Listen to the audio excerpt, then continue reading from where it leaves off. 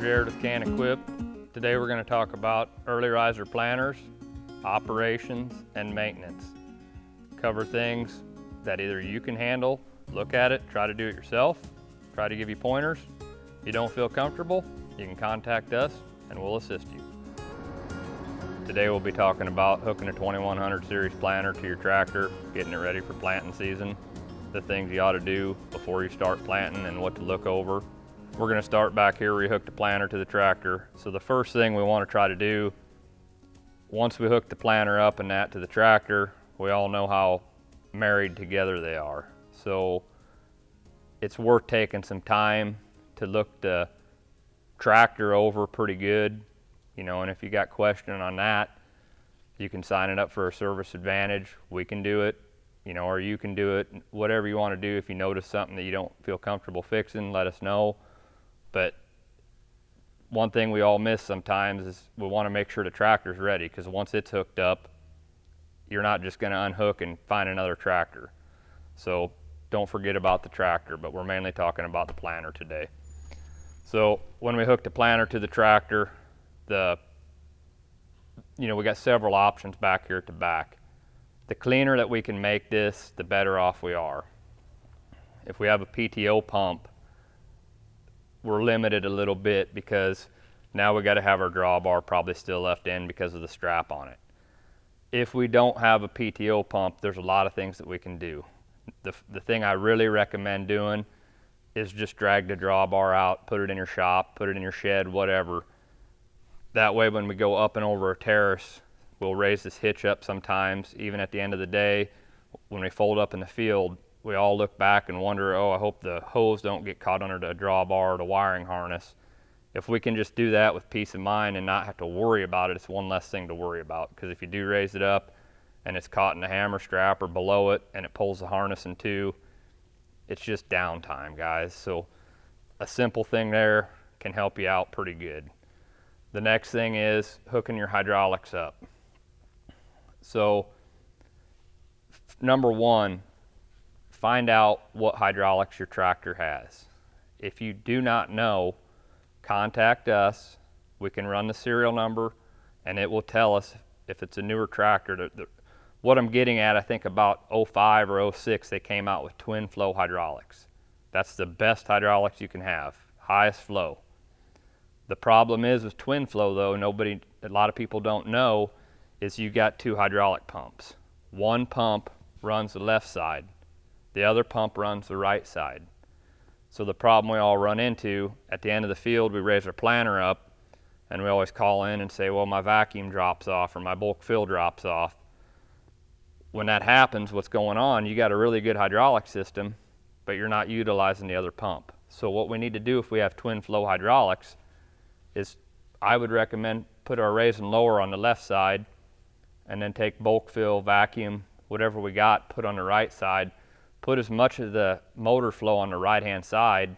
That way when we raise the planter up, it's that pump and it's not going to affect vacuum or bulk fill. You will not get the drop in vacuum or the drop in bulk fill, and then you turn around and you set it back down and they shoot way up and they come back down and it hollers at you and says, vacuum one at max, all that stuff. Number two, if you got high flow or standard flow, well, high flow ain't gonna matter. You can hook it up whatever's easiest for you and whatever looks the best.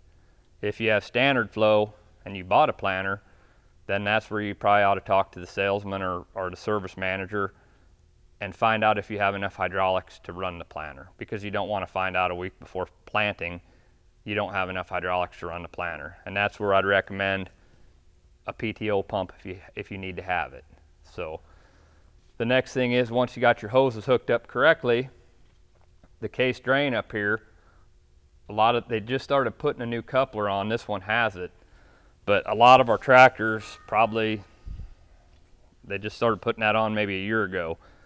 They had a case drain, we just shoved it in and it snapped in. If we wanted to unhook it, we just pulled it out. Well, a lot of times, guys, we plug it in, that case drain ain't been used all year. We just push it in, we think it's good. But if we shake it side to side a little bit, it'll pop out. Well, when it pops out, guarantee you're gonna blow the seal out of your vacuum motor or your bulk fill motor. This planter does have a switch on it that's supposed to shut that off and protect it. If I've never tried it, I don't want to try it. The older planter does not have that switch, so it will blow the seal out. What I recommend doing, if you have an older style coupler, contact our parts department, and we have this style coupler right here. The way this works, it's the same tip the planter has, so this is the tip off the planter. We plug it in, it snaps in. You can't pull it out. If you want to unhook it, you push it back like a regular coupler. The next nice thing about this is, if you're even worried about that, if you rotate so the pin don't line up, now there's no way it's coming unhooked, which will save you from buying a vacuum motor or a bulk fill motor. It's not very pricey. If you have a Magnum or a medium Magnum, there's a different fitting that goes in here to adapt it, but it's cheap insurance. So if you buy this, you won't be buying a motor because you blew the seal out. So that's our case drain. After that, on this tractor here with the breakaway coupler, when you plug your wiring harness in, blow it out, clean it out, check the tip on it. If the tip's broke off, I mean, you don't have to have it. You can plant that day if you need to, but you run a chance of this shaking out. What that tip's for is if you forget to unhook this and you drive away, it's just going to break the tip off. You can change the tip out. You don't have to buy the whole thing. When you get this plugged in, make sure that's locked. Grab it and pull. It ain't going to come undone. The next thing, you got your light plug. Clean it out, plug it in. The other recommendation I'd make on this, and it's more work, but if it was me planting and I don't have a PTO pump, I would take my quick hitch off and I would pin the planter directly to the bottom links. You don't have to, but I always get asked from you guys, and I've seen it so much. I go out there and these hoses are all ripped up. Well, if we have this off, now we're just hooked to these arms, and we can take our top link off, and it just opens this up so much better. You guys can get at this, plug stuff in, and it's just, you don't have to worry about nothing. I mean, I've had instances where you went over a terrace, somehow this hose got kind of shoved over, this top link hook smashes the hoses. You know, the way the weather and everything's been and the way we operate anymore, when it's go time, we need to operate. So the more time you can spend right here and just hook it up right is the less amount of time you're going to have out in the field having trouble and frustration. Okay, now we're going to talk about the hydraulic compressor on this planter. When you get to checking it, first thing I want you to look at is down here at the bottom. This would be your sight gauge for the oil that's in it. I've seen quite a few of these that the oil's milky color, water's gotten in there. They do have a new rain cap for that if that looks milky. If it looks milky, the drain plug's right here. There's one here, one on the other side, depending on which side you want to do it on. Drain the oil out, add new oil to it. It's 1550 synthetic oil. Just make sure you don't run it with milky oil in there, and then check the level that it's up to the red dot. The thing I want to touch on any hydraulic ran function. So hydraulic compressor, it can be off of the bulk fill, the vacuum, depending on how the planter's equipped. If you got a circuit that ain't running up to speed, think simple. The very first thing you always want to check is your hydraulic flow on the tractor. Make sure you've got the percent set up high enough to run all the satisfied systems. If it's not, turn it up and make sure it's running to speed, move on. The next thing I want to talk about on the compressor, guys, is drain the water out of it. If we drain the water out of this, it has a 10-hour symbol on it, but for sure at the beginning of the season, crack this open, get the moisture out of it. By doing that, we're not going to let water get into all these valves and just cause you trouble down the road. When you get the water drained, and when you do that, just open the petcock up, turn it, water's done, tighten it back tight. The next two things you want to check on, depending on how it's equipped, if you have a hydraulic compressor, you're going to have this. Take the wing nut off, look at the air filter, blow the air filter out. This filter here is for the clean sweep. So what it does, it's a one-way cylinder, or sorry, the closing system. It's a one-way cylinder, and what happens is you got air pushing the disc down in the back, but whenever that thing moves, it's got to suck air on the other side. So the air is getting sucked through this filter to keep the dirt out of the cylinders from damaging the cylinders. So also clean this one out. Okay, now we're going to talk about the bulk fill. So at the end of planting season, what I want you guys to do is open up the bottom of the hoppers. And then when you get them opened up, clean out what's there. Then I want you to open up your lids. When you open these lids up, these latches should be a little loose. And that's for when the bulk fill turns on. You guys know how that tank swells up. If you got these so tight, they really latch down tight when there's no air in here, it'll crack the tank out. So they should be a little loose when it's not turned on. When you open this up, now granted you have the bottom opened up now, take a blowgun and I want you to reach in here and just blow all this out, let it come out the bottom, get it clean. And that's at the end of planting season. The reason I'm saying that is the less crop we have in here, product, the less likely we are to have mice, rodents live in this thing through the winter time. That doesn't mean when you go to start planting, you go, well, I cleaned it out last summer, I don't have to clean it out now. So what I want you to do now is do the same process again before you start planting, because what I've had happen is somehow a bird or a mouse got in here and built a nest, and you fill this up with seed, turn on your bulk fill, now you got a row that don't get seed delivered to it, and we got a piece of whatever stuck in the tube down here. And you know, we could have took 5 minutes and cleaned it out, and now we just developed a big frustration and probably 3 or 4 hours of trying to figure it out. So just take some time, clean all that out. When you get that cleaned out, wipe the bin level sensors off. They get dirty, they will quit working, but if you try to keep them wiped off, it does help them. So then what I want to talk about is another thing that we kind of get all confused about is the headland mode for the bulk fill. So if you have a good enough hydraulic system, I recommend, and it defaults to this every time you shut off and start the tractor, it defaults to automatically on. What that means is every time you raise the planter up, the bulk fill is going to shut off, and that's to give you extra oil to run a function on the planter. If you got enough hydraulics, just turn that off, make it gray. So gray on the monitor is off, black is on. Turn it gray, and I always tell a lot of guys, start at the left, go to the right, just bang, bang, bang. The reason for that is, several reasons. We'll be planting and we'll have a row come up as failed. So we need to decipher, is it a vacuum problem, electrical problem, seed sensor problem, bulk fill, we got to break it down. Well, if we get out, the vacuum's running, it's loud, tractor's running, we could spend 5 minutes and then realize, oh, I raised the planter up, the bulk fill shut off, that's why I'm not getting no seed out to it. And we all hit our head on the ladder every time we walk by it.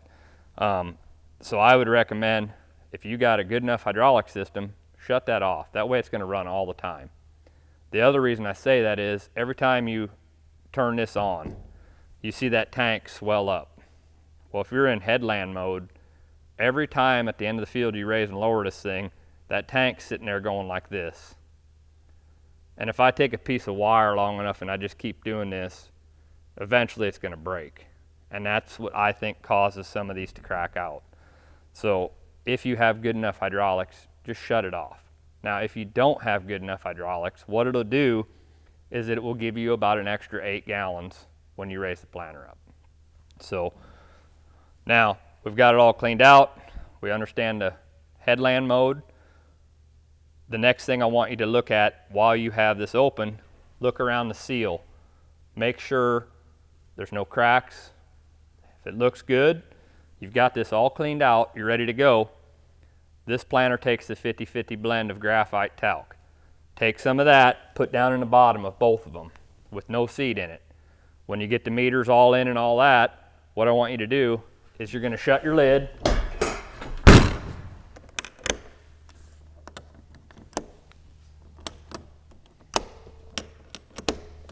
Getting the tractor started up, turn the bulk fill on.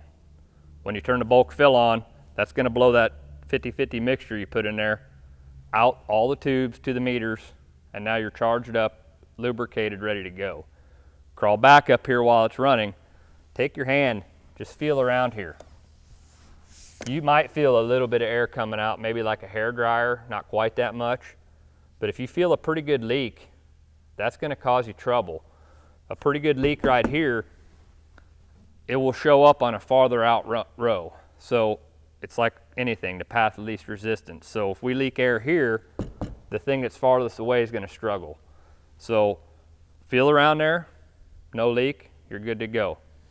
The next real quick question is, everybody always wonders, where do I set my bulk fill RPM? Well, here's what I say, guys. Start at the book, what it says there. Let's say it says 3,000. Put it at 3,000. If you're planting and you're having trouble with the outside rows, you know, you get in there and you're planting and you find out, well, I can go 3 miles an hour and it's fine. But if I speed up to 6 miles an hour, I'll see row 1 and 16 start slowly falling down in the bar graph. And then I get out and I look, can't find nothing wrong. Well, it filled that hopper up by the time you got back there. What I'd say then is raise your bulk fill from 3,000, go 200 at a time till it satisfies it. So next thing we're going to talk about is the battery that runs the planter. What I'd recommend doing when you guys get done planting is I'd take this battery out of the planter. And if you got a shop with an office that's heated or something, set it on a piece of cardboard, whatever, store it in kind of a nice warm place. Otherwise, put a battery equalizer on it. But when you go to put it back in before planting season, I would load test the battery. If you do not have a load tester, if you bring it in at our stores, we got one, we can check it. If it's good, put it back in. If it is not good, just get a new battery. If you don't, I can just see it's going to cause trouble down the road. So what happens on this thing is we turn on this hydraulic motor, which runs an alternator. When the alternator gets up to charge, what happens is it sends a signal to a relay, and it latches that relay, and it basically uncouples the tractor from the planter electrically on power. Now this whole planter is running off this system. So if we don't do good maintenance here, I think it could come back and bite us down the road. So just check your battery. The next thing I want to talk about is the PDM, which is the power distribution module. What is underneath here is called the gyro.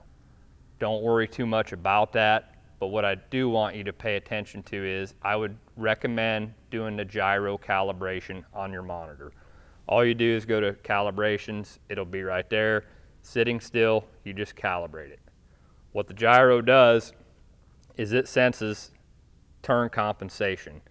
So like a pickup with a sled or something like that, you know, if the pickup's going 5 miles an hour and you got a long rope, you're moving pretty fast out here. So the bigger the planter, the more we need to do that. So what that does is when you're turning, it speeds the planter up planting and slows it down how it needs to do to get the perfect seed spacing. Okay, now we're going to talk about Downforce on 2100 series and 1200 series. So we're going to kind of mix and match some things. So on the 2100 series, you can get air, pneumatic, or hydraulic Delta Downforce. On the 1200 series, your spring or pneumatic. If you want to convert it to Delta Downforce hydraulic, we can do that. And if you talk to one of our precision guys, they can quote a price for you for that. The one thing I want to talk about is, guys, on Downforce, a lot of us, we just kind of pick a number. We don't really know for sure how to set it. You know, if we get our seed to the depth we need it to be, we're just kind of okay with that. So what I'm going to tell you, this is just my rule of thumb. What I would do, get the seed to the depth that it needs to be at. When you get it to the depth you need to be at, then plant, and as you're planting, just step in the clutch, let it coast to a stop. Come back here to the planter. When you get to the planter, what I want you to do it's still in the ground like you were planting. Grab the gauge wheel and see if you can spin it. If it turns pretty easy, you're not using enough downforce. If I come back here and I grab the gauge wheel and I can't turn it, you've got too much. It's probably not going to hurt a lot of things. It could pack the sidewall more than you need to.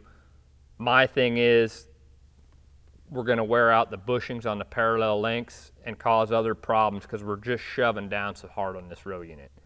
If I come back here and I grab this gauge wheel and I can spin it, but it takes some pressure, then I know I've got my downforce set to about the right amount of pressure. That's where I would use for a starting point. Now we're going to talk about the delta downforce calibration and the air purge test and the load test. So the first thing I do is make sure you're not seeing any error codes for a load cell.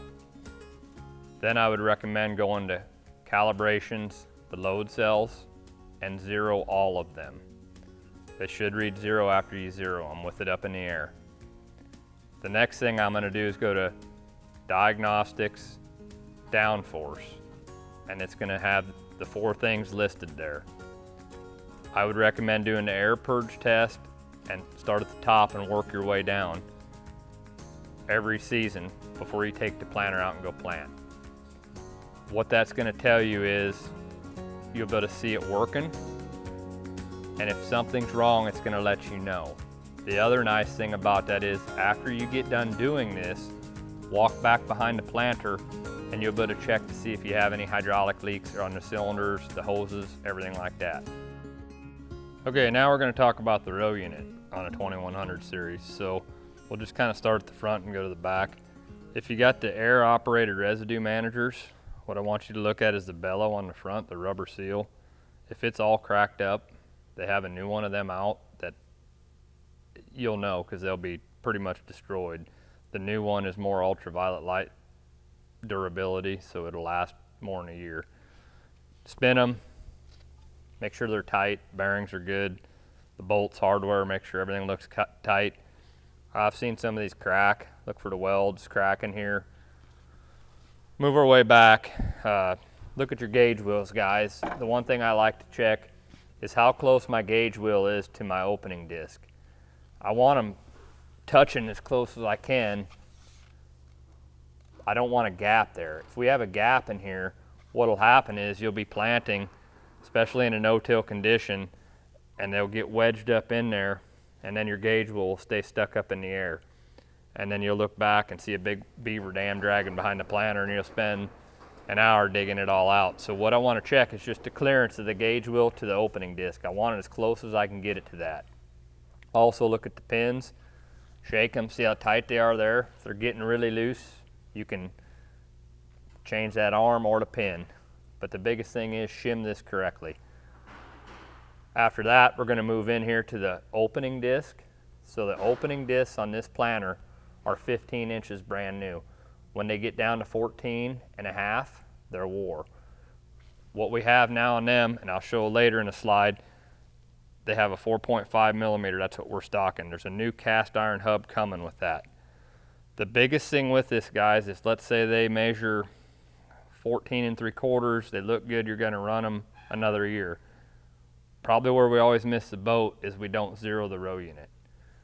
So whether we rebuilt the row unit or are gonna run another year, if we don't zero it and they're wore 1/4 of an inch, our gauge will be off 1/4 of an inch. So if we zero the row units every year, it's going to help you do that. And it is in your ops manual, tells you how to check that.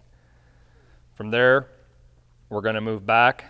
I've had a little trouble with this pin shearing on the closing disc. Keep an eye on that. I've also had this bracket crack a little bit. Check it, especially if you got pneumatic. Closing disc, newer 9 inches, wars 8 inches. Move on back, check hinges, pivot points. The other thing I want you to check on this row unit, especially if you have delta downforce, what I noticed this year, I just found out, the bushings on the parallel links, they've made a new one. And I was out on one the other day and they're really wore bad. If you catch this before they get wore through the bushing and start wearing into the cast iron or ductile iron there, it's going to be a lot cheaper. If they're wore through that deal like the one I looked at the other day, it's egged this out, so that's going to have to be changed. So what I would do is raise the planter up off the ground. You could take a jack the row unit up and try to move it, or a lot of times just grab it like right here and just see how much play is in the linkage. If it's tight, you're good to go. But if they are wore and you have an older plant, the new bushing just come out probably today, or right around now. So most planters aren't going to have it. So I would keep an eye on them. If they're wore, fix them. And it seems to be more the Delta Downforce.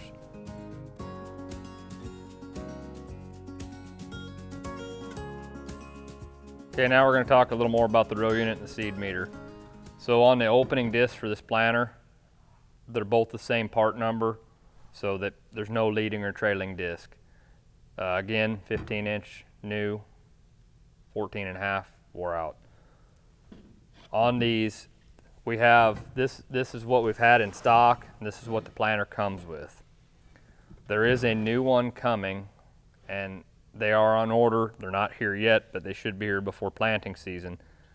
It's going to have a Gothic bearing in here now, and what that is, this is a roller bearing. The Gothic bearing is going to take a side load also, so the bearing should last a lot longer. It's got a new earth metal blade, the Gothic bearing, wobble reduction, and then the other thing that I kind of have heard is, I haven't seen one myself yet, but it's got, instead of a pressed steel, it's got a cast iron flange with heavy duty rivets. So hopefully it'll live a little longer. Closing disc, just got these to show you. New 9 inches, wore out 8 inches. Firming point, guys, I've had a lot of you call me and ask me about it. Most of you probably know by now. So I'd use the same rule of thumb on these like you did on the old planter. If you see the side of the seed shoe wearing out, then it's time to put the kit on. Buy a new seed shoe, firming point. On these firming points, the old style firming point stayed pretty solid. This firming point, you guys are going to grab it and it's going to shake around. That's normal, because what there is just one bolt, a button bolt holding this like this on there, so it can do this as you go around a corner, so we won't get that side pinching of the old firming point where it stayed solid and pushed. This one will swivel a little bit. Then we talked about this, but this one takes the talc graphite mix. This is it right here. And now we'll just look at the seed meter quick. So first thing, seed disc. There's all kinds of them out there. What I would recommend to you guys is talk to the precision guys or the shop foreman about what seed disc fits your operation best. And what I mean by that is the amount of holes, stuff like that. There's some decisions you can make to save you some money there. When you're putting a seed disc in, inspecting the meter, slide the pin out, pull the disc off. What I want you to look at here, look at the seal. That seals it up for the vacuum. If it looks good, it isn't popped out, pretty good to go there. There's not a lot here. The knockout wheel, some discs take it, some don't. Spin it, make sure the spring is in there.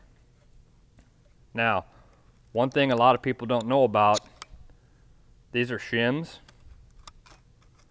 and what they do is set the disc. So when you put the disc on, of course the black side with the graphite on it down, when it's on there, and I got it marked yellow right here, there's a little notch right there. And when you put the disc in, if you just take your fingers and push down, if you can see that disc just in there, you're good. If you can't see it and it's too low down, you'll have to add some shims to pick that up to pull it away from that seal. If it's way up above, take some shims out and get it to where it's just in that window. Then I want to talk about the rest of the meter. What we got here, this is our singulator. And the nice thing I like about these, it's all kind of color coded. So like here's the corn disc, it's white. Singulator's white. You know, soybeans are kind of a brown color. Brown, you can match them up. they just snap in. What I'd look at on them is check for wear on these points. They seem to run pretty good. Biggest thing, guys, when you put them in, just make sure you get them snapped in good and they're tight. Shake them around. They feel good. Good there. And then look at your baffle door and set it to what the ops manual says for the product right here. Slide that up and down. Look at your brushes. If they're folded over, missing a lot, they're real easy to change. They just slide out, get the new one put in there. Other than that, that's pretty well going to cover it. We'll talk about fertilizer next. First things first, you need to know how many section fertilizer planter you have. So if you got 3 valves, it's a 3 section. If you got 4 valves, it's a 4 section. So let's just say we got a 3 section. So what I want you to do, we'll want to calibrate it. And the reason I say that is that flow meter changes how easy it turns eventually. So if you want this accurate, you need to calibrate this every year. So first thing I'm going to do is I'm going to fill it up with water, not up, but you know, full, but I don't know, 100 gallons. And then I'm going to fire the system up and I'm going to run it with a tether cord. And I'm just going to walk around and look. If I don't have any leaks, I'm good to go. So the reason I'm telling you to put water in it is it's a lot easier to fix leaks when you got water in it than have 200 gallons of fertilizer and you get sticky fertilizer all over you in the planter. So once you get it to where you ain't got no leaks, then what I want you to do is put 100 gallons of fertilizer, fill it up to go to the field, whatever you want. Then we want to perform a calibration. And it's in the ops manual. I'm going to run through it real quick though. So I would get, we're a 3-section planter, so we want 3 5-gallon buckets, 1-gallon buckets, whatever you want, but then you're going to need a beaker. Anyway, we're going to fire the system up, turn the hydraulics on, hook the tether cord up, and then I want a bucket under each section. And then we're going to run a 1-minute sample. So that means you can push that button down, hold it. You could let it run for 2 minutes, as long as you're not catching product. But once it's flowing even and looks good, get a guy to help you and slide them buckets under at the same time. And then get a 1-minute sample, let off the button. Let it drip till it's done dripping. Pull them out. You got 3-section planter, 3 buckets. So dump all 3 together, measure it with your beaker, divide it by 3. That's how much target per nozzle you are. That number you got, divide by 128. That's how many ounces are in a gallon. That's going to be your target per nozzle. So when you go up in the cab and the monitor, you put that in. You need to do that 3 times. If you do it 3 times, it'll be very accurate. Once you do that, take the number that's in there now for your cal value and just write it down. That way you got it in case your monitor crashes, something happens. You don't have to go through this again. You just put the monitor in, plug that number in, you're good to go. So now we got it all ready to go, cleaned our strainers, we go plant. We get through corn planting and say we're not using it on soybeans or whatever, milo. The last product you plant, if you're not using it, what I would do is fill my tanks up with water and just plant till it empties all that water out. That's going to flush all that liquid fertilizer out. And then the last 10 acres you got, whatever, just get some RV antifreeze, dump in the tanks, run it till that's dry. And that way it's winterized, ready for winter. And when you shut down and done planting for the season, you fold it all up, put it in the shed, and you ain't got to worry about nothing getting broke with frost or anything like that. And you're ready to go till next year. This concludes our first ever virtual planter clinic. I hope this information was helpful and useful, and thank you for watching.